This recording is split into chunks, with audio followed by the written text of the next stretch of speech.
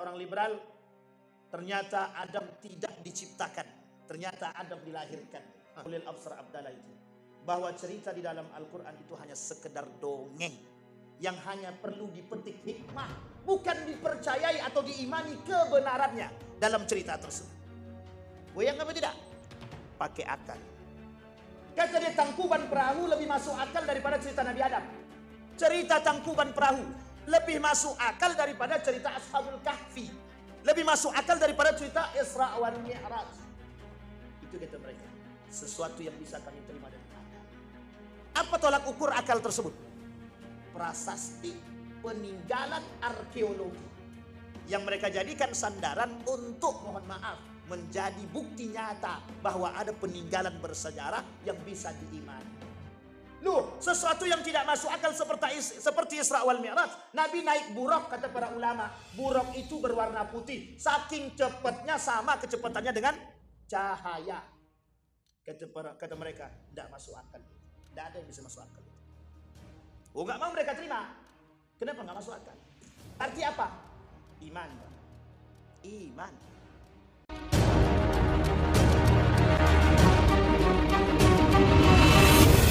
Assalamualaikum warahmatullahi wabarakatuh.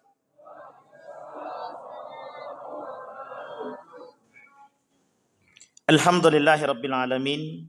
Alhamdulillahilladzi an'ama bi ni'matil iman wal islam bihima tatimmus salihat. Ashhadu an la ilaha illallah wahdahu la syarika lah wa ashhadu anna Muhammadan abduhu wa rasuluh la nabiyya ba'd. Allahumma salli wa sallim wa barik ala hadzal nabiyil karim. Allahumma salli ala Muhammad wa ala ali Muhammad fil alamin innaka Hamidum Majid. Ya ayuhan nasu taqu rabbakum alladhi khalaqakum min nafsin wahidah wa khalaqa minha zawjaha wa batha minhuma rijalan katsiran wa nisaa wattaqullaha alladhi tasaaluna bihi wal arham innallaha kana 'alaikum raqiba.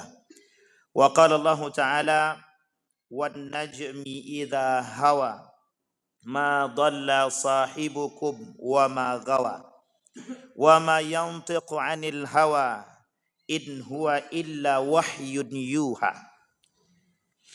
'Allamahu syadidul quwa dzu marratin aw dzu mirratin fastawa wa huwa bil ufuqil a'la thumma dana fatadalla fakana qaba qausaini aw adna فأوحى إلى عبده ما أوحى ما كذب الفؤاد ما رأى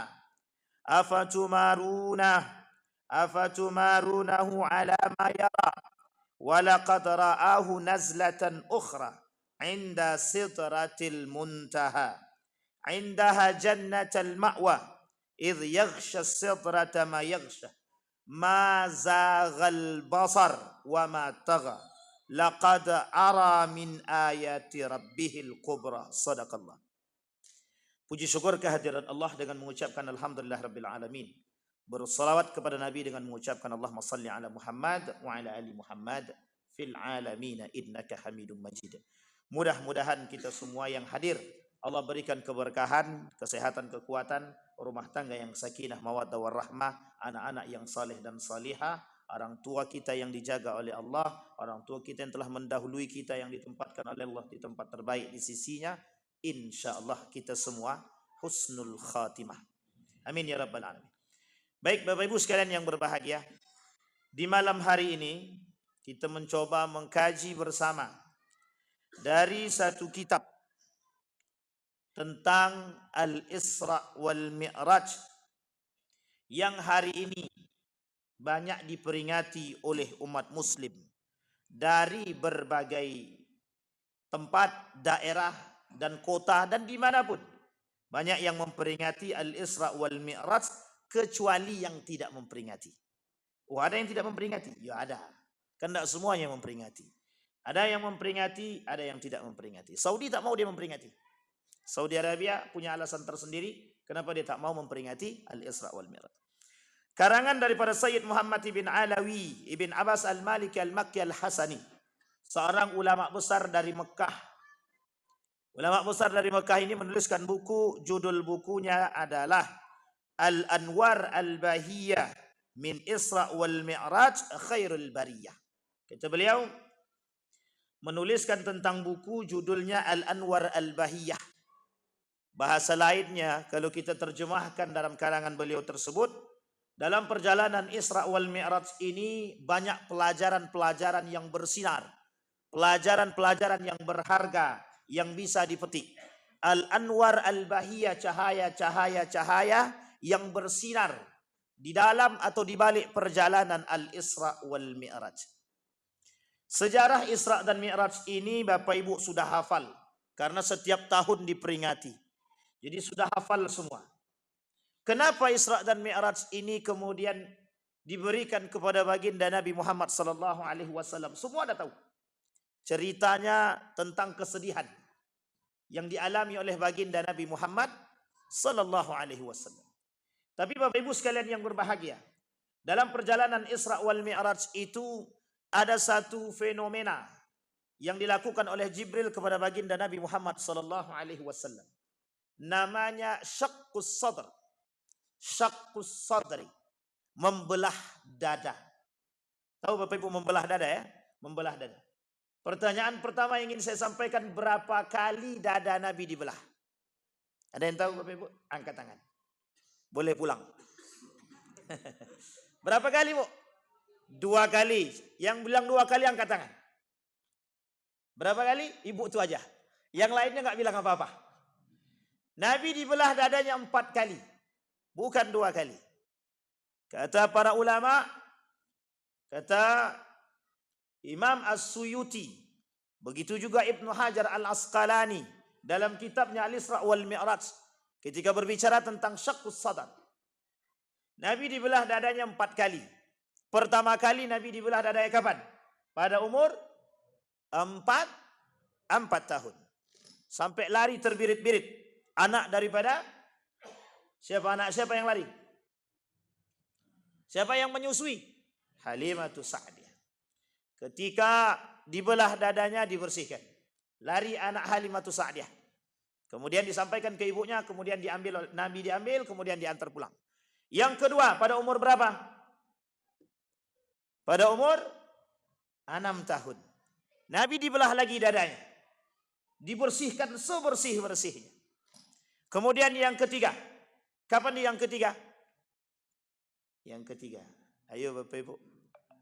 Ketika Nabi mau bertemu dengan Sang Pencipta. Nabi gak pernah ketemu Sang Pencipta, betul. Ketika turun wahyu. Nabi dalam gundah gulana, gelisah. Nabi berangkat menuju Goa Hira. Lama bertahanus. Tapi sebelum bertahanus, sebelum dia bertemu dengan wahyu yang diturunkan kepada Nabi, dibersihkan dulu. Syaqqus sadar. Yang ketiga. Dan yang terakhir, ketika Nabi diperjalankan dalam kondisi yang sangat sedih. Oleh para ulama, ketika Nabi dibelah dadanya oleh malaikat, dapatlah Nabi di dalam hatinya itu satu batu kecil warna hitam. Kata malaikat, ini adalah lambang kemaksiatan. Cabut. Maka semenjak itu Nabi bersih. Semenjak itu Nabi bersih, hatinya sebersih-bersih. Maka kata para ulama, kata Ibnu Hajar Al-Asqalani, ketika diambil batu kecil, ketika diambil satu sarang daripada kemaksiatan tadi, maka hati Nabi sebersih-bersihnya, maka layak Nabi dikatakan maksum. Tapi Nabi maksum di sini mungkin salah atau tak? Nabi mungkin salah atau tidak? Jangan ragu Bapak Ibu. Pada ragu semua. Nabi mungkin salah apa tidak? Mungkin apa tak mungkin? Allah dah bilang dalam Al-Quran, Qul innama ana basyarum mithlukum yuha, kata dia. Nabi Muhammad, kata Allah, Muhammad katakan kepada manusia, engkau ni sama kayak yang lain manusianya. Jadi kira-kira kalau Nabi sama dengan yang lain mungkin salah atau tidak? Mungkin. Kapan salahnya? Ada yang tahu Nabi salah kapan? Kapan Bapak Ibu Nabi salah? Harus tahu. Kalau memang Nabi pernah salah, kapan Nabi salah? Kalau pernah Nabi keliru, kapan Nabi keliru? Kapan Pak Imam? Ketika tidak benar itu jelas. Kalau tidak benar mesti salah. Pertanyaannya kapan? Apa kata panglima perang umat Islam? Siapa panglima perang umat Islam? Khalid ibn Walid. Kata Nabi, Khalid, kita berkemah agak jauh daripada sungai yang ada di sana. Nanti kalau kita sudah berkemah, kata Nabi, kita bisa segera langsung melawan musuh. Kata Khalid bin Walid, Nabi tidak begitu. Itu salah. Kata dia. Coba bayangkan, Nabi disalahkan oleh Khalid bin Walid. Keliru. Kata dia. Bukan begitu. Kata dia. Kalau kita jauh dari sumur, musuh datang, mereka ambil sana, mereka punya kekuatan, kita nggak punya kekuatan. Sehingga apa yang dilakukan oleh Khalid bin Walid, diajaknya Nabi, yuk kita buat tenda di situ. Apa kata Nabi? Ini sudah menjadi ahlinya. Jadi ahli di bidangnya ada masing-masing. Bahkan Nabi pun pernah salah. Pernah. Nabi diperingatkan oleh Allah. Kapan Nabi diperingatkan oleh Allah? Ketika berpaling wajahnya daripada abasa wa tawalla an ja'ahul a'ma. Ketika datang orang yang buta bertanya kepada Nabi tentang Islam. Apa kata orang buta nih? Ajarkan aku Islam. Nabi sedang ngomong dengan pemuka. Min kibaril Quraisy. Nabi sedang berbincang-bincang. Datang orang buta tadi. Ketika datang orang buta, dia bertanya kepada Nabi tentang Islam. Nabi palingkan wajahnya. Ini kalau orang liberal, apa kata dia? Muhammad tidak punya adab, kata dia. Iya serius, benar. Begitu pola pikir mereka, iya. Apa kata mereka? Muhammad gak punya adab, kata dia. Muhammad gak punya peri kemanusiaan. Orang buta mentang-mentang buta kok dipalingkan wajahnya. Itu bukan sekarang bahasa itu. Bahasa terdahulu. Apa kata orang kafir Quraisy itu? Lihat, bayangkan. Orang yang bertanya tentang Islam pun dia tidak mau. Tapi kalimat itu kemudian dipalingkan oleh Allah. Ada alasan, ada. Satu, bukan Nabi tak mau berbicara. Karena Nabi sedang berbicara dengan pemuka Quraisy. Ketika sedang berbicara, datang orang yang buta meskipun buta. Kemudian Nabi palingkan wajahnya, maksudnya. Nabi sampaikan kepada beliau, kalau orang lagi ngomong, ntar dulu ngomongnya. Itu etik. Nabi ajarkan. Cuma orang ini kan buta. Tidak tahu dia. Kalau Nabi lagi ngomong, mungkin hanya sekedar pendengaran. Maka turun kalimat perintah dari Allah. Abasa wa tawalla ja'ahul a'ma. Apa maksudnya? Muhammad, kata Allah, belum tentu kibar Quraisy itu yang kau ceritakan tentang Islam masuk ke dalam Islam. Tapi yang buta nih bertanya tentang Islam itu benar-benar bertanya tentang Islam. Itu kesalahan, sebenarnya bukan salah. Lebih tepatnya kekeliruan. Banyak Nabi kemudian beberapa kali Nabi diperingatkan.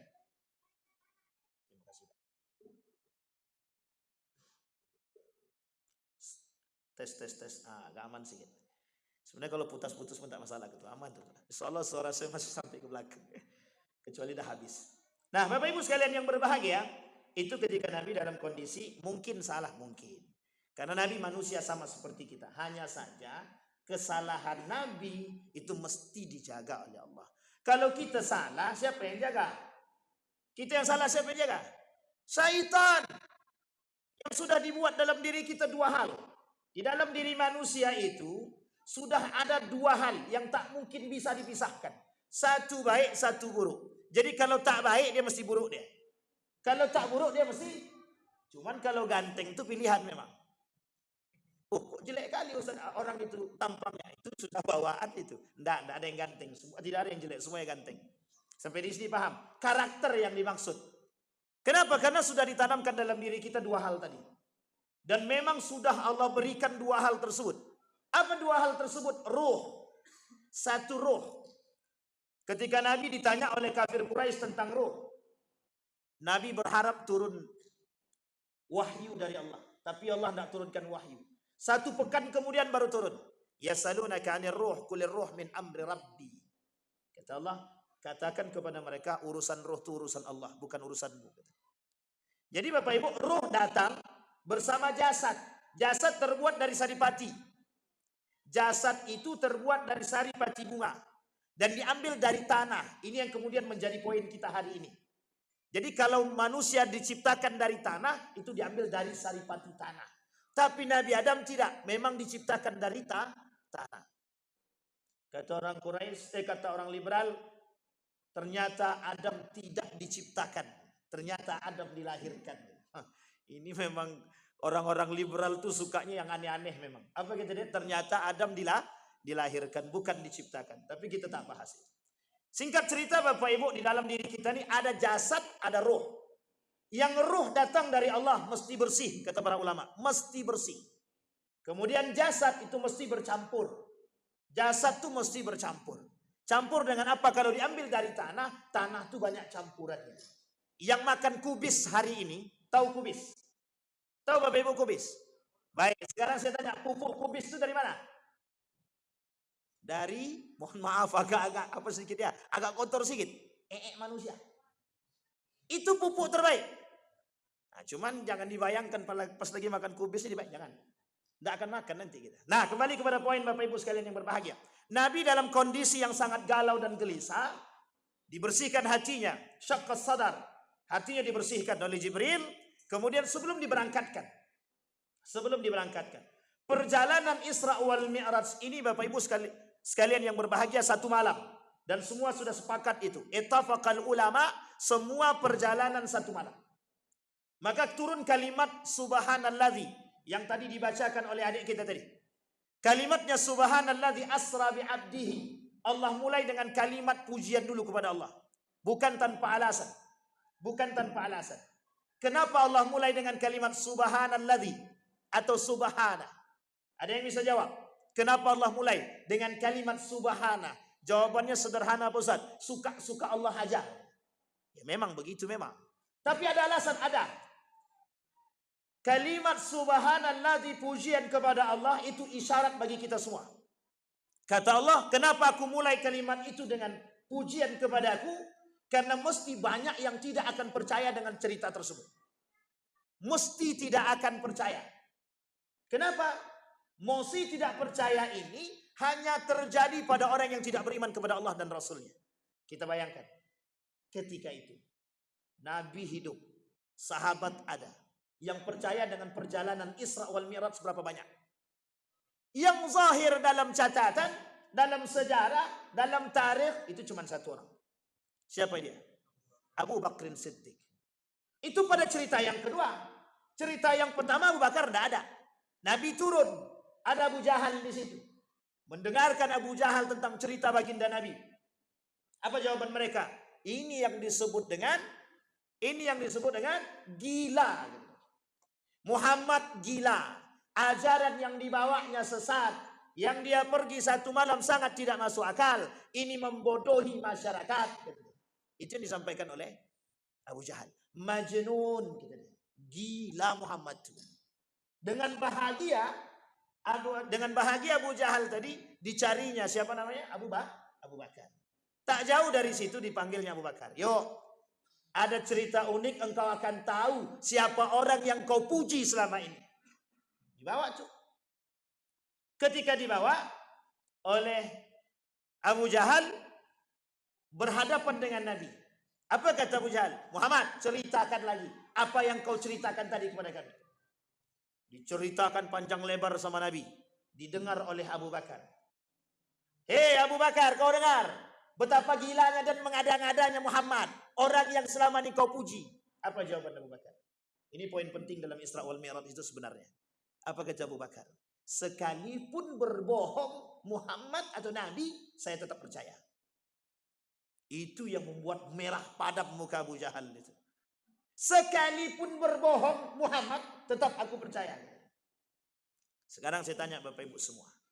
Seberapa tinggi iman kita dibandingkan akal kita hari ini? Seberapa tinggi iman kita dibandingkan akal kita hari ini? Kalau ada yang mengatakan kami beriman kepada Isra wal Mi'raj, saya sangat seyakin-yakinnya bukan iman karena keimanan. Karena apa? Turun-temurun. Karena kita sudah iman kepada Allah, nak buat tak iman tak ragu. Tapi tidak begitu dengan Abu Bakar. Apa yang dilakukan oleh Abu Bakar? Begitu berimannya Abu Bakar. Sehingga kata Allah, subhanalladzi, puji aku. Kuasakan aku. Pandang aku sebagai yang paling kuat, kata Allah. Pandang aku yang paling agung, kata Allah. Maka tidak ada yang lebih agung selain daripada diriku. Kekuasaanku mampu melakukan apapun yang tidak dilakukan oleh manusia. Itu makna daripada subhanalladzi. Bertasbih kepada Allah, mengagungkan kepada Allah. Karena apa? Allah tahu, Pak. Buktinya apa? Ketika turun baginda Nabi, satu pun tidak percaya kecuali Abu Bakar. Sekarang kita coba balik. Kita balikin sekarang, hari ini. Adakah sesuatu yang tidak masuk akal hari ini bisa dipercaya begitu saja oleh manusia? Adakah sesuatu hari ini yang tidak bisa diterima oleh akal yang dipercaya oleh manusia? Semua berpikir sesuatu itu harus masuk akal. Pernah kita ceritakan di sini, Pak. Orang kalau tidak belajar bodoh apa pintar? Jawab semua, Pak. Kira-kira orang tidak belajar bodoh atau pintar? Itu dia. Logika atau iman yang berbicara? Logika. Orang sakit kalau tidak minum obat sehat apa tidak? Tidak sehat. Logika, bukan iman. Pertanyaannya kita balik. Mungkin tidak orang tidak minum obat itu Allah sehatkan? Oh mungkin. Berarti kan tidak perlu minum obat. Mungkin tidak orang yang mohon maaf tidak belajar Allah cerdaskan? Oh mungkin. Kalau mungkin berarti tandanya tidak ada kaitannya dengan belajar. Sampai di sini paham? Ini poin penting, Pak. Karena kita mengaku beriman kepada Allah, tapi tidak pada sesungguhnya iman. Kita beriman kepada Allah bukan pada hakikatul iman. Mana yang bisa kita terima dengan akal, kita iman. Mana yang tak bisa dengan kita terima dengan akal, kita tak beriman. Maka kalimatnya sederhana, kata Allah, nu'minu bi ba'di wa nakfur bi ba'd. Ketika sejalan dengan akal kami beriman kepada Allah. Tapi kalau tak sejalan dengan iman, dengan akal kami tak beriman kepada mereka. Coba. Itu yang terjadi, Pak. Kita balik sekarang, Pak. Kita benarin yang tidak benar tadi. Orang tidak belajar belum tentu bodoh. Orang tidak minum obat belum tentu sakit. Sampai di sini bisa dipahami ya Bapak Ibu ya. Kalau Allah katakan, mohon maaf, ketika Allah mengatakan bahwa Al-Quran itu syifa, kira-kira mungkin Al-Quran itu menyembuhkan sesuatu. Yang menyembuhkan bukan Quran, yang menyembuhkan Allah, tapi melalui wasilah ketaatan kepada Allah. Itu yang dilakukan oleh Abu Bakar. Itu yang diinginkan oleh Allah. Hei umat muslim, orang berislam, bukan beriman. Orang berislam, kalimat pertama yang disandarkan oleh Allah, subhana. Puji aku dulu. Bapak ibu punya masalah, jangan ke manusia dulu. Datang kepadaku, kata Allah. Aku orang pertama yang memberikan solusi terhadap masalah kalian, kata Allah. Sekarang pertanyaannya kita kembali. Kalau kita punya masalah, kemana kita lari? Kalau mohon maaf, anak kita tidak bisa masuk sekolah karena sistem zonasi misalkan. Kemana kita mau pergi? Ke Allah atau kemana? Kepada channel. Kebetulan aku punya channel anggota dewan. Tolonglah Pak Dewan, anakku tidak bisa sekolah. Wih, coba bayangkan. Mohon maaf Pak, yang keluar dari hasil daripada apa yang mereka lakukan akan mereka katakan. Tadi aku dibantu sama anggota dewan tuh. Alhamdulillah. Sudah kalimat terakhirnya. Alhamdulillah. Tapi mohon maaf. Kalau dia beriman bahwa laki-laki tadi, anggota dewan tadi, mampu memberikan bantuan kepada dia, kufur dia. Kalimat kufur disanding dengan kalimat Alhamdulillah. Beda tipis Pak. Dengan pembunuh Utsman. Muslim. Dia membunuh sahabat Nabi. Menantu Nabi. Dia katakan Allahu Akbar. Kufur Pak. Jadi orang sangat mudah terjerumus Pak. Sangat mudah terjerumus dalam akidah yang rusak. Salah satu penyimpangan akidah ada 5 poin kata para ulama. Penyimpangan akidah itu terjadi. Satu diantaranya mohon maaf, kebodohan terhadap akidah yang sahih. Seberapa kuat iman kita kepada Allah? Itu poin penting bagi kita hari ini. Maka salah satu cara yang disampaikan oleh Nabi agar semua perbuatan kita bersandar kepada Allah, kata Nabi, mulailah segala sesuatu dengan bismillah. Satu. Yang kedua disampaikan oleh Imam Al-Ghazali, kalau mau berkah setiap usaha atau apapun masalah yang kita miliki, datang pertama kali kepada Allah, baru kepada yang lain. Kenapa kok pada Allah? Bahwa kita berserah diri kepada Allah, baru kemudian kita berikhtiar. Ikhtiar dulu atau Allah dulu? Allah dulu. Baru kita ikhtiar. Baru kita usaha. Setelah usaha dan ikhtiar, baru kembali kita pada poin yang ketiga. Tawakal. Pak, dalam perjalanan Isra wal Mi'raj itu begitu, Pak. Saking tahu ya Allah bahwa banyak yang tidak percaya, maka Allah mulai dengan kalimat subhanah. Puji dulu Allah. Kalau kalian puji Allah, beriman kalian kepada Allah, apapun perjalanan yang di luar akal manusia, kalian akan tetap beriman. Tapi kalau sudah mohon maaf, diukur dengan akal, seperti kaum liberal, mau bagaimanapun kita bercerita, kalau tidak masuk dalam akal mereka, tidak akan beriman. Sampai di sini bisa dipahami, Bapak. Saya ambil cuplikannya, Bapak. Seorang pemuda bernama Naidul Ghassam. Dia bukan muslim, ateis. Ketika mempelajari Al-Quran tentang astronomi, dan dia bergelut di bidang astronomi, dia lihat ayat tentang astronomi. Dia beriman kepada Allah setelah melihat kekuasaan Allah. Dia tak ukur dulu dengan akal, tapi dia lihat ada ayat yang berbicara tentang astronomi. Bukan tentang kehebatan akal dulu, tentang astronomi. Coba bayangkan. Apa kejadian? Asyhadu an la ilaha illallah wa asyhadu anna Muhammadar Rasulullah. Itu poin penting. Kembali kepada poin Isra wal Mi'raj tadi. Yang diinginkan dalam perjalanan Isra wal Mi'raj itu iman. Sekokoh apa iman kalian kepadaku, kata Allah. Di tengah hiruk pikuk zaman itu masih ada orang yang kokoh dengan imannya, maka itulah manusia yang paling aneh di akhir zaman, kata Nabi. Tuba lil ghuraba, yang paling selamat, yang paling aneh, yang paling beruntung, kata Nabi, yang kokoh imannya, yang masih bersandar kepada Allah. Mohon maaf Bapak Ibu, mohon maaf. Boleh Bapak Ibu cek seberapa banyak manusia yang masih bersandar kepada Allah.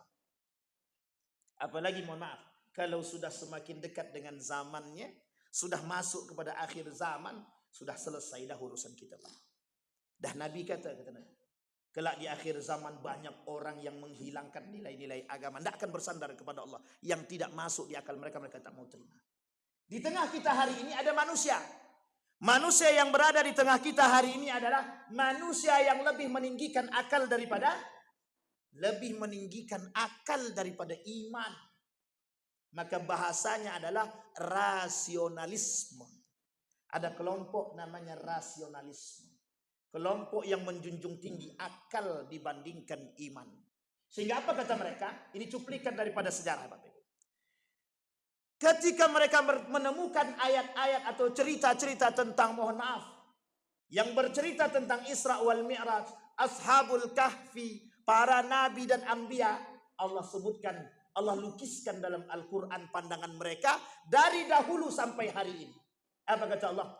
Mereka akan katakan tentang cerita tersebut asatirul awwalin. Apa itu asatirul awwalin? Dongeng-dongeng orang terdahulu. Sampai hari ini, Pak. Sampai hari ini. Mereka katakan, apa kata ulil absar Abdallah itu? Bahwa cerita di dalam Al-Quran itu hanya sekedar dongeng. Yang hanya perlu dipetik hikmah, bukan dipercayai atau diimani kebenarannya dalam cerita tersebut. Goyang apa tidak akidah kita daripada? Goyang apa tidak? Pakai akal. Kata dia, tangkuban perahu lebih masuk akal daripada cerita Nabi Adam. Cerita tangkuban perahu lebih masuk akal daripada cerita Ashabul Kahfi. Lebih masuk akal daripada cerita Isra wal Mi'raj. Itu kata mereka. Sesuatu yang bisa kami terima dengan akal. Apa tolak ukur akal tersebut? Prasasti peninggalan arkeologi. Yang mereka jadikan sandaran untuk, mohon maaf, menjadi bukti nyata bahwa ada peninggalan bersejarah yang bisa diimani. Loh, sesuatu yang tidak masuk akal seperti Isra wal Mi'raj. Nabi naik buraq, kata para ulama. Buraq itu berwarna putih. Saking cepatnya sama kecepatannya dengan cahaya. Kata mereka, tidak masuk akal itu. Tidak ada yang bisa masuk akal itu. Oh, nggak mau mereka terima. Kenapa nggak masuk akal? Sampai di sini bisa dipahami. Berarti apa? Iman, Pak. Iman. Kita lihat. Lebih banyak manusia seperti itu apa seperti Bapak Ibu semua? Kita lihat, lebih banyak mana? Manusia yang seperti itu atau yang seperti ini sekarang? Seperti Bapak Ibu sekarang yang beriman kepada Isra wal Mi'raj. Lebih banyak mana? Muslim atau mukmin? Muslim atau mukmin? Kalau muslim Bapak Ibu sekalian yang berbahagia. Belum apa-apa dah sampai ke sini ya. Baik. Sebelum kita azan. Habis ini kita azan dulu baru kemudian kita lanjut.